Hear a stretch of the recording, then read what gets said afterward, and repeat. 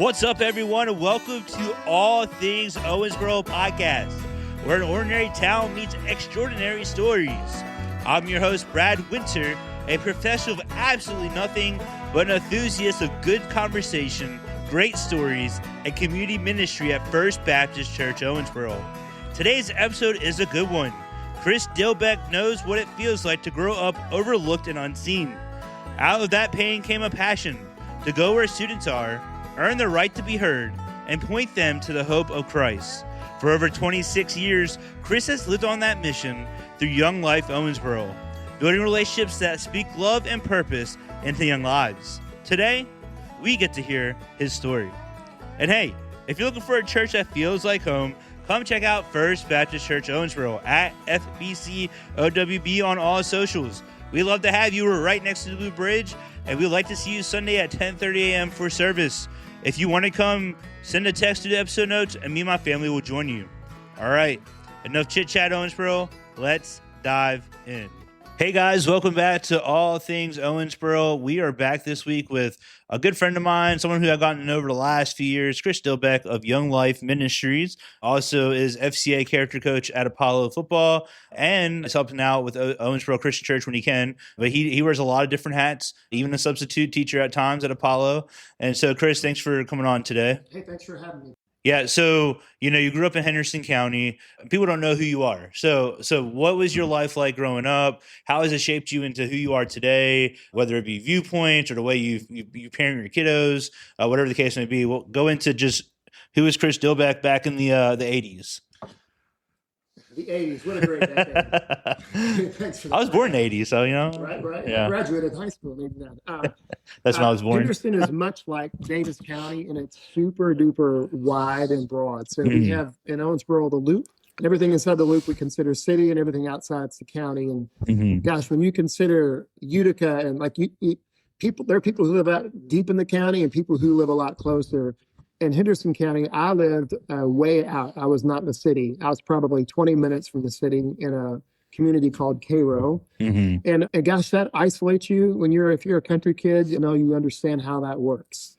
I'm the youngest of four, and all my siblings were close in age. My mom was a stay-at-home mom always, and my dad worked as a mechanic in an Alcoa factory. But my dad would come home, and he was a pretty angry man growing up. I don't think he ever wanted kids, and it shaped how I viewed others. And my mentality growing up was survival. I just was trying to survive, which sounds strange. I always longed for a dad that cared about me and that wanted to know me, but all I got was the angry side and kind of on the abusive side of things. And it shaped how I saw men in my life. It left me with a void of always desiring someone to fill in that role, someone who saw me and that cared about me and would say, "I'm proud of you." And I didn't know that's really what was going on. But as I look back, I was always trying to find someone that would know, and I look to the real me. Yeah. And I know, I have a abusive dad. I come from that kind of background as well, and it's tough. And so I think for me, I have two kiddos. I have a 9-year-old and a 6-year-old.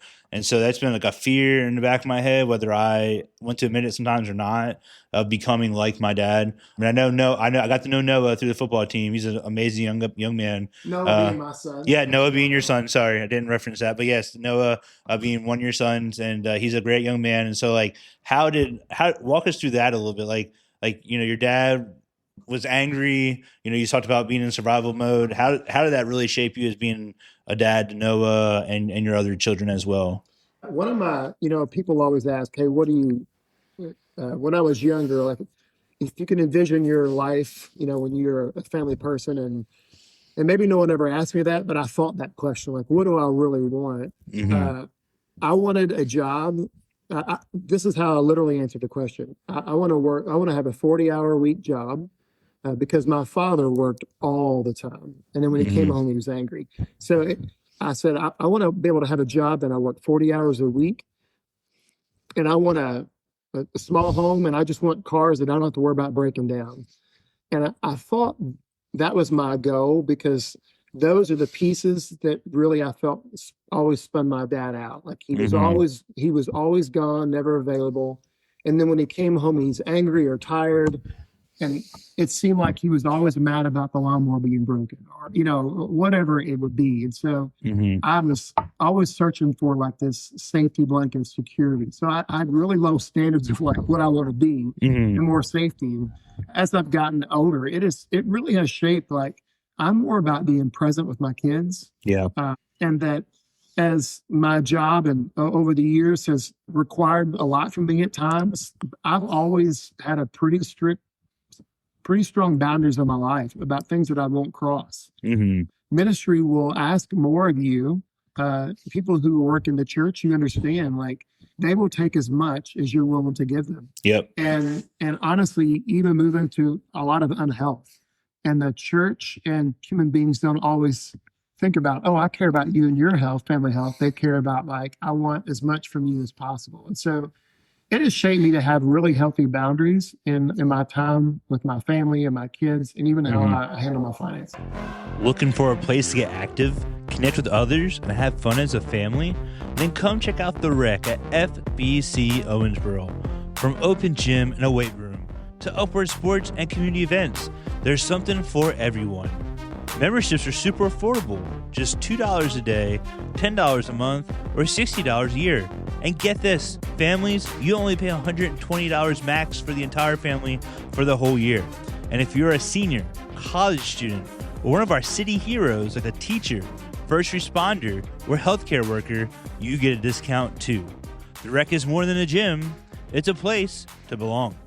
Yeah, that makes sense. And so I know we talked a little bit earlier about even, the church you grew up in, going to college, how you discovered Young Life in that. And so you work for Young Life now, which is really cool. And so kind of explain, you had a really cool, I think, story on how you came to know Christ. And so kind of go through that a little bit. I grew up in the church. My father never went. My mom took us kids, and we went every time the doors were open. And I had no problem with the intellectual belief that there's a God, there's the Trinity. I had no problem. And like we grew up in a charismatic church. I believed in that the Holy Spirit wants to work in us and through us and shape the world. I had no problem believing Jesus was the Son of God, that he came to die on the cross, that if I asked him to forgive me, I was forgiven. I believed all of those things, but my life was a wreck. Even though I had this intellectual belief, it did not inform my life and how I should live. I think about it as a chest of drawers in your bedroom. You have an underwear drawer and a shirt drawer, all these different drawers. And in my life, I had my hobbies drawer, and I had a drawer of this part of my life was my friendships and the things I'm involved in. And I even had a church drawer, part of my life is this faith. I know how to act and how to talk when I'm at church and how to behave. And I compartmentalize my life in all these different aspects, but Christ never wants to be a component of your life. He wants to be the dresser that holds the drawers. He wants to be what informs all of those things. And I always compartmentalized my faith, and it was just intellectual. And so I was a really broken kid looking for life, and all the things the world would say you should find life in: popularity, clothes, all the things. And I never surrendered my whole life to Christ. I never understood it. And finally, one day, my mom wanted us to switch churches to Evansville, which is the next community over in Indiana. And when I got there, I was a sophomore in high school, and there was 40 or 50 kids in this youth group. And that was very different than my experience in the small church I was at. It was really, really small. And it just dawned on me, I'm so unhappy with how my life is in high school. I feel like I'm always being judged by what I wear and the pressures of fitting in and all the things of pretending. I thought, you know what? Maybe I can have a brand new start. These people don't know me, and I'll become a Christian. I will quit drinking. I'm going to quit cussing. I quit doing all the outward things that I thought a Christian shouldn't do. And I thought, I'll become a Christian in my behavior, and I'll try this whole new life. And I found out that even though I was not doing the bad things, I was still as unhappy, still searching for life through relationships. I was still very much all the things on the inside that I was beforehand. I just had better behavior. And it was on the way home one day after getting into a big argument with a girl that I liked. I realized that I was super angry inside and I could not control what was going on the inside of me. And it dawned on me, it was just the Lord revealed it to me that I was becoming my father. And I couldn't change that component of my life. And I remember literally getting out of my car and getting on my knees as a 16-year-old in my driveway and said, God, I've changed all these outward things, but I can't change the inside of me. And I need you to. I need you to change the inside of me. And it was my first step for discovering a life that God wants my heart and my whole life, and not just my behaviors. Yeah, no, that makes sense. And I think that's true. I think a lot of times, like me being a minister on staff, you're in the ministry world of the Young Life. I think there's a lot of times where we see that where as long as there's behavior modification, then we're okay. And so it's interesting. Yeah, I think a lot of us get trapped in that. Like as long as our behavior is good, then we're fine with Christ. And so you talk about Young Life real quick. If someone's listening doesn't know what Young Life is, what is Young Life in like a 25-second nutshell? In a 25-second nutshell, Young Life is a missionary organization. So when you think of missionaries that go to the deepest, darkest countries that people don't know Christ, we are those things. We learn a new language. We have to learn the culture of where we're going. We have to earn the right to be heard.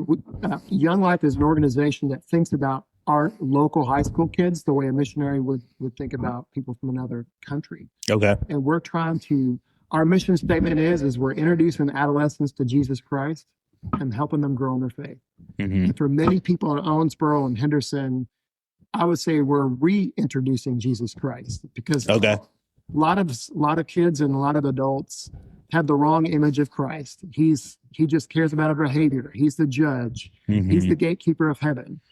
And that is a component of Christ, but that is not who Jesus is. And so we reintroduce kids to Jesus Christ, in some cases introduce them for the first time. And then we begin helping them grow in their faith journey. Yeah.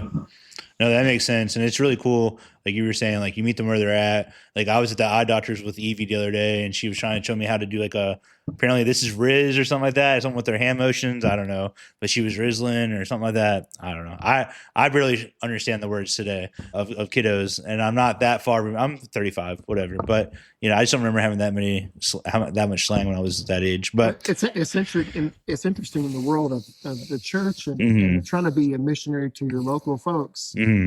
People will nod their head, but I experience a lot of people will come in and when they try to share their faith, they don't use a missionary mindset. They use very much churchy words, sanctification, justification, like propitiation, saved by the blood of Jesus. Like we use language that if you've been raised in the church, that's familiar to you. Yeah. But for someone who's not been there, it's actually super weird. When you talk about Jesus, like, even washed in the blood, like the Holy Spirit. Like think about it. We're talking about a spirit, and if you've been raised with that language, that sounds great. But for someone who's not, that's really actually sort of weird. What do you mean, spirit? Like, they think like ghost or. But in the church world, we just assume that everyone has to have some knowledge base, and that's not being actually true to our culture because.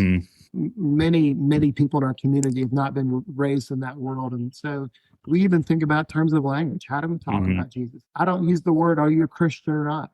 Because that means many things to lots of different people. Yeah. So, even learn how do you describe what does a life of faith look like? What's it mean to be saved? I don't use that word either. It's not a bad word, but it's confusing to people. So we talk in terms of like, following Jesus, like are you for a kid are you a follower of Christ? And because that implies like there's action attached to his faith. So but that's what Young Life does. No, that sounds great. And so you've been with Young Life for how many years now? This is year 26. 26. All right. So you're definitely a veteran. And so what's been some of your more surprising or even maybe unexpected parts of serving Young Life over the last 26 years? Some of the most surprising moments is, I think two, and they're probably kind of similar, is that the people who have been the most supportive of Young Life as a donor, as someone who wants to be on committee, I thought would come out of the most faithful church members. Like when you go to your church, you think about people who are really, almost it's a rarity that those people step into Young Life support or service because it's different. It's a different model than what they understand. And what surprised me is the people who have stepped in on the committee are people that I would never in a million years expect. It's not that they're bad people, but they are people who understand people's brokenness, and that's always been surprising to me. People who have volunteered are not who I would have expected to. And other people would be like, oh, they're not like church deacons, or oh, they're not Sunday school teachers. No, I'm not. But they care about lost people and people who are far from Christ in a way that they can go engage kids or understand the community in that way.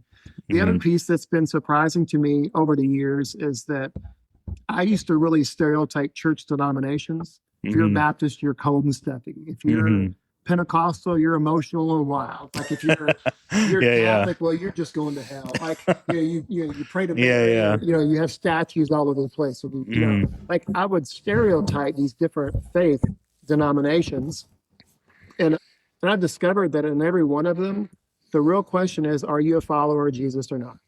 Are you a follower of Jesus, or are you a follower of your church, your denomination? And there's a huge difference. Oh, there is, And I've been surprised, and what's been cool for me is I've got to come alongside people from lots of denominations and found lovers of Christ in every one of those areas that I've just mentioned. And it's caused me to be a whole lot less quick to judge large groups of people as like, oh, they're sinful, they're doing X, Y, or Z. And it's moved me into like becoming a discoverer of like, why do you do that? And help me to understand more where you're coming from. Because I've entered into relationships with this sense of like, I want to be a student. I want to understand. It's moved me away from being judgmental and prideful in my own faith experience. And that has been not something I thought I would discover, but it's been a really cool deal. It's interesting. I think like the older I'm getting, the more I'm trying to become more open-minded. Like I'm trying to learn. Like I was talking to a group of people probably like a month ago, and they're like, so like, how do you do this? I'm like, for me, I'm always intrigued about like point A to B. Like, how did you get from point A to point B? And I might have used Hitler as an example, but that might have been a bad example. But just like, how did you become like this like sweet little boy to being who he was at the end of his life? And so I'm always intrigued about like that journey, that process. And so, you talking about that, I mean, even the people who are on your board or supporting you, I think it sounds like they want to get involved because they can relate, right? They can be put in their shoes and like, I can relate to this person. There's a lot of times where I can't relate to people, but this is a person I can relate to.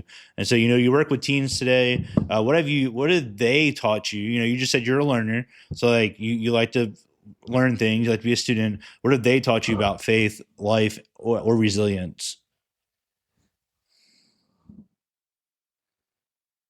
Kids, when you work, it's not kids. When you work with people and you say, I want to be present in your life in such a way that you could trust me, that I'm speaking the truth out of love, like, and that takes time. It requires a ministry of presence. When that's your mindset, when it's not like, hey, I'm going to come share the gospel one time and you say yes or no, and then I'm moving on. Like, I think there's a time and place for that. But like in my world, it's the ministry of presence. And I show up over and over and over. It has taught me that everyone's human being and no one desires to be broken and everyone desires to be known. Everyone has a desire to be loved and be loved, but our culture and our world and our experiences have warped and broken human beings so much that a lot of times it takes a long time to get through those barriers. And it's difficult to walk with someone for a long time and to finally break through some of those barriers that they begin sharing a little bit about who they are. It's humbling, but it also reminds me of how Christ walks alongside me. Like I'm so quick to beat myself up. Big things are happening with Young Life Owensboro. For over 26 years, leaders have been going where teens are, bringing laughter, friendship, and the life-changing hope of Jesus. Want to join the fun? Get connected at YoungLife YoungLifeOwensboro.org. Again, YoungLifeOwensboro.org. Yeah. And we're always, I get told this a lot. I've seen it a lot. We're always our worst critics. And I mean, if you spent one day in my head, you would know. Right. I'm terrible with myself. But so, we talk about, being a critic, but walking alongside them, realizing where they are, meeting them where they're at, showing up over and over and over again, even if they don't want you being around, and you're not pushing yourself on them, but just being there. Like you said, ministry of presence. So like that, if you are familiar with the Bible, like the Mary and Martha type deal, which I'm definitely more probably of a Martha than I am a Mary. If you don't, if that doesn't make sense to you, Jesus sits down, comes to Martha and Mary's house, and Mary's wanting to like build that relationship with Jesus, and Martha's running around, she's cooking food, she's cleaning, and she's like, Jesus, like, you got to get on my sister. She's lazy. She's being a lazy bum. And he's like, no, actually, like, she's doing what she's supposed to be doing. Like, she's making that relationship with me. And don't quote me on that. It's all paraphrased, but it makes it easier for you to understand. But you talk about being that Mary and being able to reach those people because you're learning who they are, you're getting to know them. So we talk about that stuff on a serious side of things, and on the other side of things, what's been one of the more funnier or most memorable things about Young Life Camp? I know you guys go to that every summer. You got a family camp coming up in September as well. But what's been the more fun or memorable things of either that or a club meeting? Well, our culture has changed so much in 25 and 26 years of ministry. What we used to do 25 years ago now, I would be fired for. So, yeah, eating goldfish, whatever, I mean, gosh, yes, kids have swallowed goldfish, we drink hot sauce. There's been lots of things that make me laugh in the past. When I think backwards, what we used to do, how kids in our culture has changed.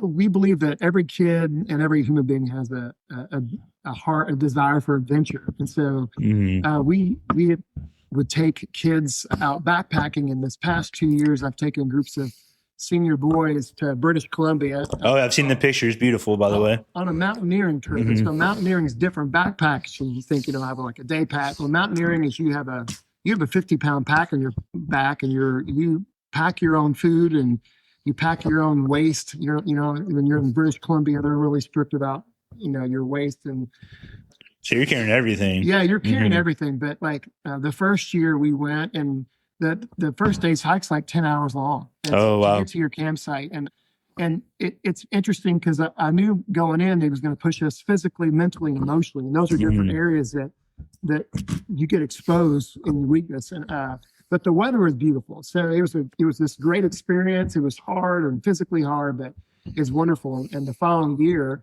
I thought, okay, I know exactly how to prepare these guys, and we talked about it. And you're going to be pushed here and there, and we get there, and they just had a snowstorm. And wow!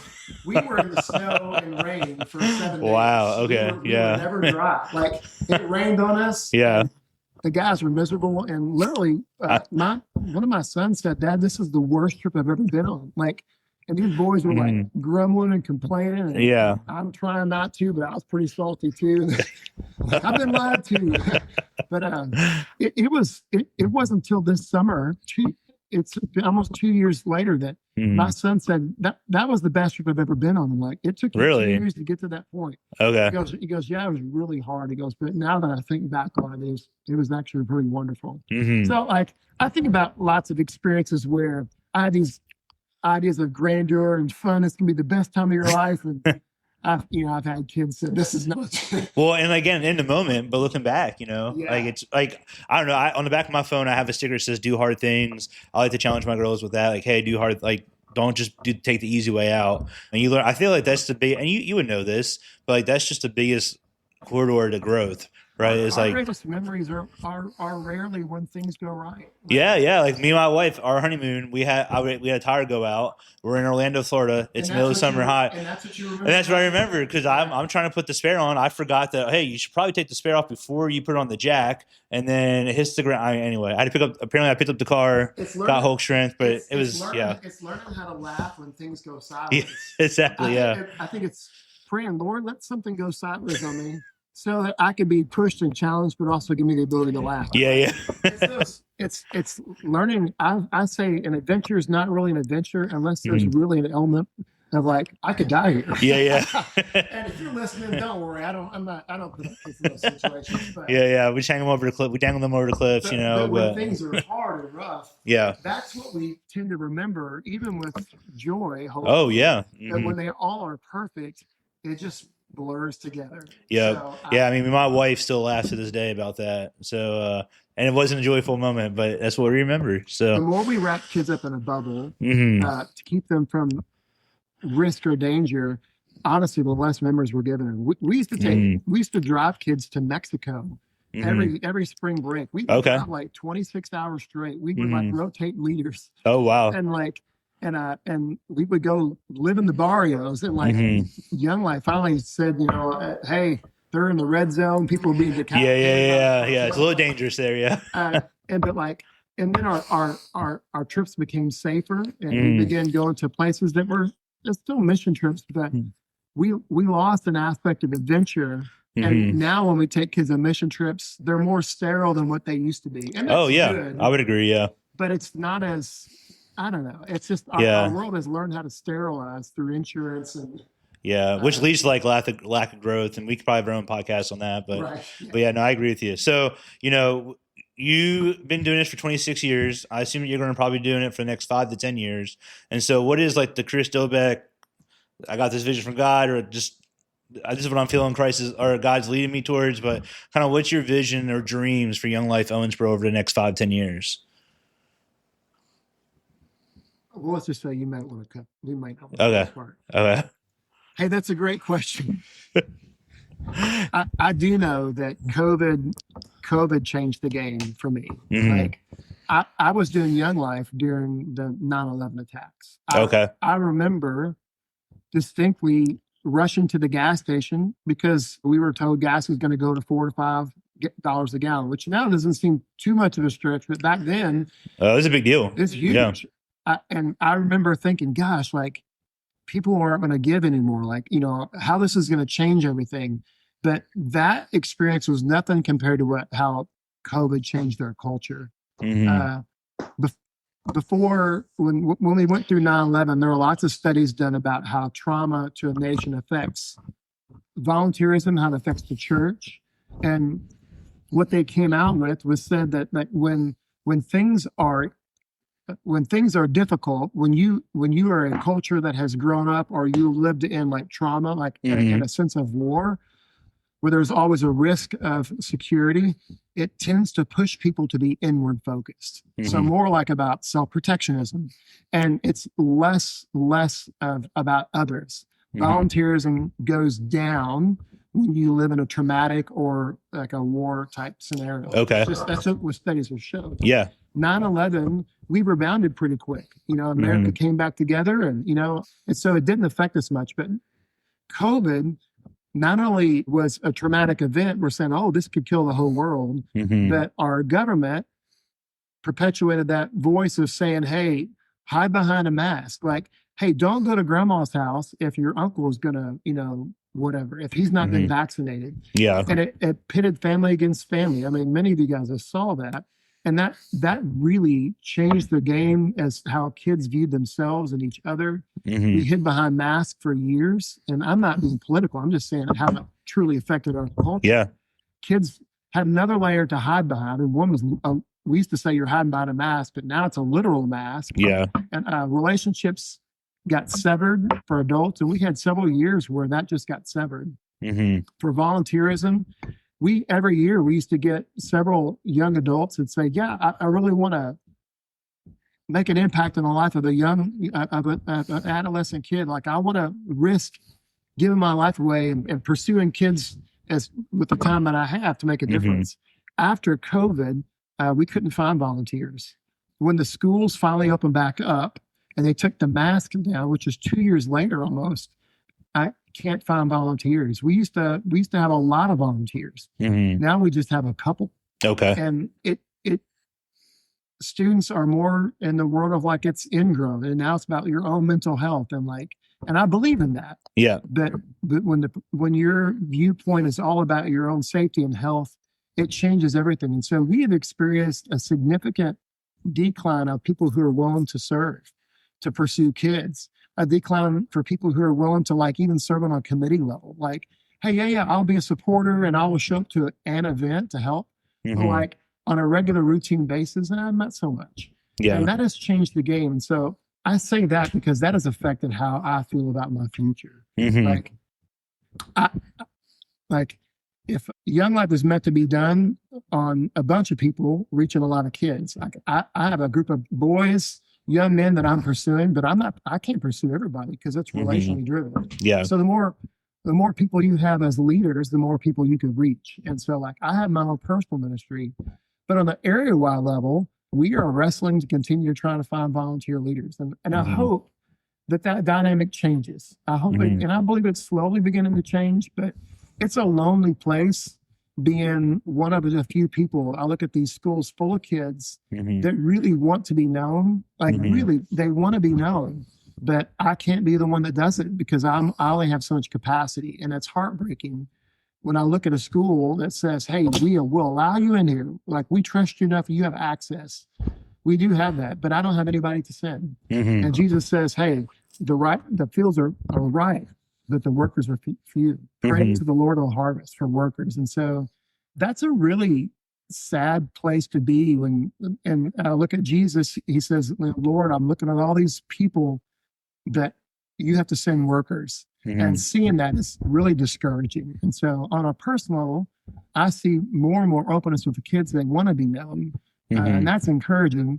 But the culture of the church, young adults that there always used to be a portion of it that had a heart to be a missionary somewhere, even if they couldn't go somewhere. And I've seen that less and less. So I'm really praying and hoping the Lord would turn that tide where people begin wanting to step into the uncomfortable and pursue the furthest. Yeah, no, that makes sense. Well, that's a good segue for our next question. Then we wrap it up with one more question. But, what is the best way? If you're listening to this, you're like, man, like, I really like what Chris is doing at Young Life. I really like what's going on with Young Life. How do I get involved? What's the best way the community can support you, can support Young Life? Like, how do people get involved with Young Life's mission? Sure. Young Life has a couple of different levels. There are people that actually work with high school or middle school kids. And if you're like, man, the thought of like coming alongside somebody to make a real difference, to have people that see me as one of their mentors, as the hero, and like I could be pointing to Jesus, and someone says that's really desirable of me, I would say contact me. There's YoungLife Owensboro we have a Facebook page. Yeah, which will be in episode notes, though. Yeah, we have Instagram. My phone number's popped up everywhere. Like, text me or call me, and I'll meet you and buy you a donut at Gramps, and we can chat about it. The next step is at that point, we will invite a group of people, if there's a group of people, and we'll say, hey, let's spend the next few weeks, and we'll meet weekly to talk about what's it really practically mean to work with kids. And so it gives you a chance to hear more about it and see it. And also, like, consider, is this something I want to try to do? Then there's another level of adults that say, we want kids to hear about Christ. And so we want to make sure that can happen. And that's on a committee level. And so they're thinking in terms of like, hey, do we have connections with our own local churches? Hopefully they're coming from a lot of different churches. They're thinking about always like, hey, who do we know that's stuck around town that's here that might be a good fit to work with kids? They're thinking as far as like finding leaders. They're saying, hey, does our ministry, do we have the funds to support helping fundraise kids to go to camp, or just for the actual ministry cost itself? Like, but they're thinking in those terms. And that's another significant layer that's needed. And lastly, if someone says, hey, listen, I don't have time to do either one of those, but like God's given me the gift to raise money or finances. Gosh, we have tons of kids that would be willing to say yes to go into a Young Life camp where they hear the gospel. They're like saying, I trust you enough to go, but like that cost is prohibitive. Or even if their family has the funds, their family's like, yeah, we don't want to spend money. And so we fundraise a tremendous amount of money for kids to be able to go to camp in the summer. So like, you're like, hey, I can't work with kids, but man, God's given me the ability to make money. Man, that money is very important, and we apply it pretty rigorously. Yeah. So just real quick answer on this. How much is it to go to camp? The cost of camp's like $850. Wow. Okay. Right? Yeah. Yeah. So you think about a charter bus. If we were to get a charter bus to go to camp, that cost is $10,000. Wow. I mean, that's a charter bus. Camps have gotten. Where do you go to camp? Young Life owns properties all over the country. There's a Young Life camp called Timberwolf Lake in Michigan. There's one called Rock Bridge, it's in Virginia. The actual cost for what the camps charge us is like $650 a kid, and then transportation on all of it. The majority of kids we had go this year, most of them paid $50. Wow. And then they just did like service work. Yeah. And we had sweat equity. But if it were much more than that, they wouldn't have gone. They just would not have gone. And so we have many kids make a decision to start following Jesus, or to really look a lot closer, that like, I really want to be more engaged. It's a pretty significant tool that we use every year. That's really neat. All right. Well, I'm going to wrap this up because I know you got a lunch meeting, and so we won't do rapid fire today, but real quick, I know you're from Henderson County, but you've been in Owensboro for quite a while. What makes Owensboro Owensboro? Henderson County, 90% of the people that you meet there, if you ask them who they are and where they grew up in Henderson County, or at least in one of the Union County, the neighboring counties, like 90%. And that's not a study, that's my numbers. Yeah. When we moved to Owensboro, that number dropped to about, 50%. Like 50% of the people I talk to are not from here. They're not from a surrounding county. They're from Atlanta or somewhere else. Oklahoma City. And so that it's not as ingrown as a town like Henderson was. And so that is something I've really appreciated, enjoyed, that Owensboro as a heart, there's a lot of homegrown folks here for sure, but there's also an openness and a sense of like, hey, we're more than, there are outsiders that are coming in that we're welcoming in. No, that's great. I think it's really good. I'm an outsider, so I appreciate that. And then this is a question that I asked, and then I forgot, and then I remember. But if you can leave one thing with those who are listening to this episode, like challenging, inspirationally, encouraging, whatever, what would you like to leave those listening? That I know that many, many people who would say I'm a Christian or I'm a Catholic have that intellectual belief, and yet they don't. They couldn't say, I feel the peace of Christ in my life. I don't feel purpose. Like it's not filling this need in my life like everyone in the church says it can. But I have this faith, but it's not working for me. But I'm still going through the motions. I would say this, that Christ's desire is he wants to impact your marriage. He wants to speak into your finances. He wants to speak into your relationships and your hobbies. He wants to be part of every component of your life. And that your faith, what you surrender is not just your intellect, it's your whole life. And the more places you invite him into it, the more you're going to experience him. And if your only faith is only believed in what you believe, but it's not in every other aspect, then you are missing experiencing the kingdom of God. I'm not saying it's a the heaven or hell question, but I am saying that if you are not inviting Christ into every aspect of your life, your thought life, how you listen to your radio, what you choose to watch or not watch, like how you treat people and your neighbors, like if you're not inviting Christ to speak into all those areas of your life, then those are the areas that you're not experiencing the kingdom of God and what you would want to experience. And you're limiting what God's doing through you. And so I would encourage you to ask yourself the question, is my faith a drawer of my life, or is my faith the cabinet that informs every aspect of my life? No, that's a really good nugget to end on. And so if you're listening to this, go ahead, share it with a friend, share it with somebody who's either investing in kids, or maybe you are a kid and you're listening to this, you're like, man, I want more people to find out about Young Life. Go ahead and share it. We will have Young Life's social media accounts and any other kind of contact in the show notes, so make sure to go check them out. Chris, thanks for so much for coming on. It's been a great interview, and I really appreciate just your insight on this. Thanks, Brad. Yep. Thanks for tuning in to All Things Owensboro, where we celebrate the stories, people, and places that make our city special. If you enjoyed today's episode, be sure to subscribe, leave a review, and share it with someone who loves this town as much as you do. Until next time, Owensboro, keep loving local, supporting one another, and making Owensboro a place we're all proud to call home.